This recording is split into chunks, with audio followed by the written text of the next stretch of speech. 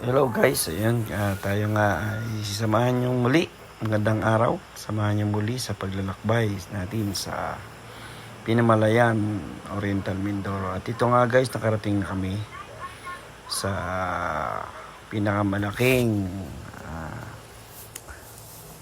palayok sa Oriental Mindoro, ang Pinamalayan, Gamambagari. At ito nga kami ay nakarating sa aming destinasyon dito sa college ng Maritime. Ayan, so yun po. So sa puntong ito kami ay nag-aayos na kami sarili upang humarap sa kanilang staff para sa aming meeting. Ayan, so yun po. So syempre kasama natin ang mga bata. Ayan, ito po yung kanilang building.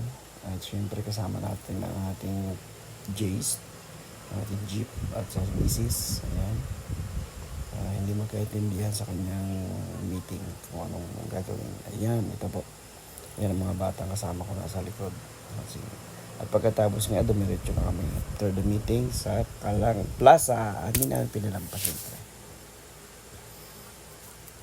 Syempre, hindi namin pinalampas sa papunta sa plaza. Ayan, si Mrs.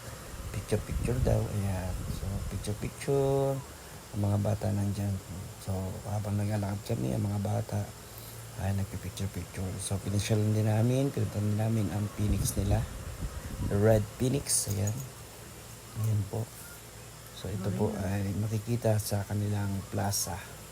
After that na kami ay magpasyal sa plaza, nagsimba kami. Siyempre hindi pwedeng mag video doon sa may simbahan, may misa. And ito diretso lang ulit kami. Ayan, siyempre picture, makinig kami sa rainbow. Ayan, at pagkatapos, dumiretso kami sa pier. Guys, maliit lang ang pier nila, pero alam niyo ba, sa pier na to, marami ay silang suki. From Romblon, Marinduque. Ayan, so diyan sa punto ito guys, kami ay pauwi na. At ito ang Pasig, Socorro. Ito yung isa na pili namin na magandang view. Ayan, sa lugar na yan. Napakaganda guys. So yun, road trip lang tayo. So wala tayong perang pangkain, kaya ayan, road trip lang kasama mga bata. So enjoy na tayo. Enjoy dyan. Thank you for watching guys. Thank you for watching. Ayan, samahan nyo muli.